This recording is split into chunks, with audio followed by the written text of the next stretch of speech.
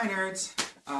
Welcome to Friday, November the 29th, the day after Thanksgiving, or Black Friday, as some people call it, or as I like to call it, Grazing Friday, all the leftovers and whatnot.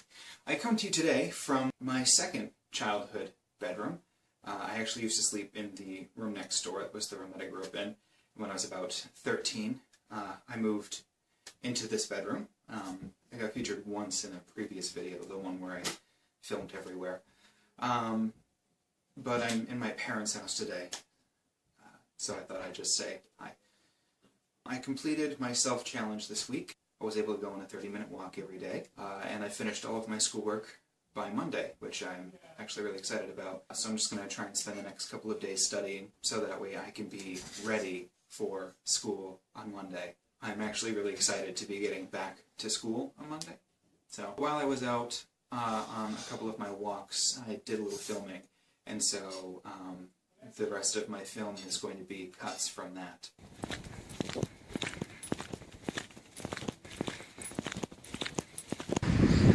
So this is my second walk for my week of walk run that I promised both myself and you guys.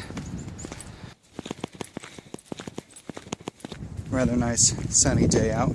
So one of the weird things for me, I guess, is from this YouTube channel, how much of my life I do actually now document on film.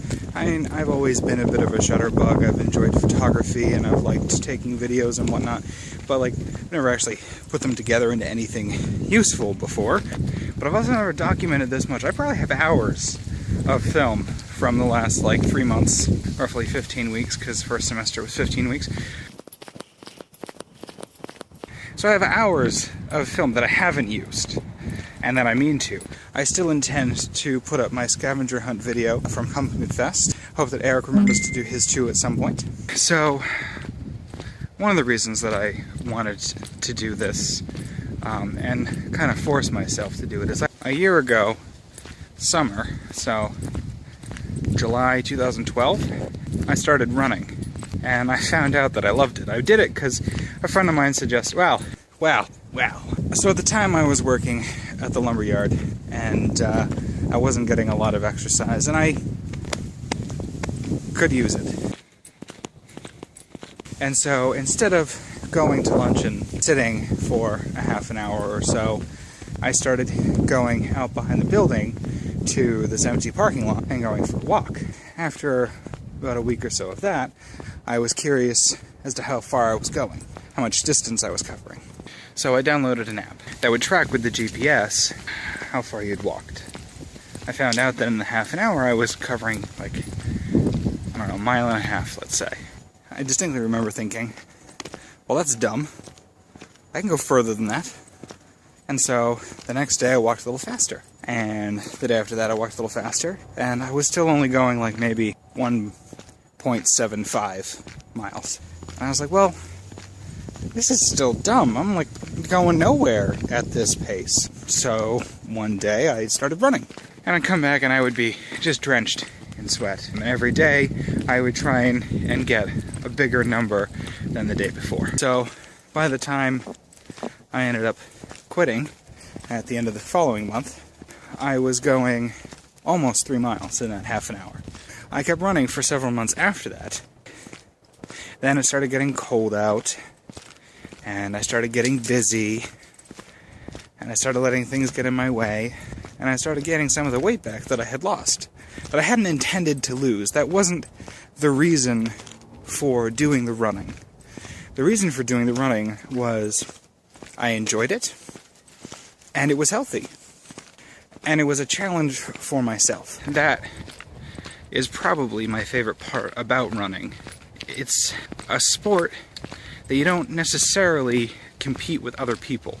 It's a competition with yourself. There's a self-determination for it, and you go out and you run, and you see how far and how fast you go, and either you're satisfied with it, or you dig down deep, and the next time you go out, you push yourself that much harder.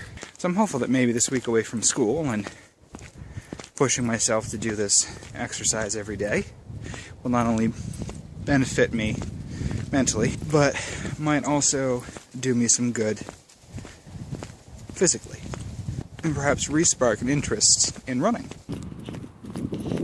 So I think it's really kind of strange that I'm walking down a wood path sort of a bike trail slash walking trail thing, and filming myself talking. Time efficient, that's for sure.